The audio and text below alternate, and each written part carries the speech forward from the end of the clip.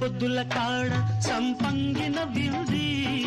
అందగత్తెను చూడ జాబిల్లి వచ్చింది మబ్బు పట్టే కళ్ళు తద్దిబ్బులయ్యే ఒళ్ళు ఎవరికిస్తుందో ఏమవుతుందో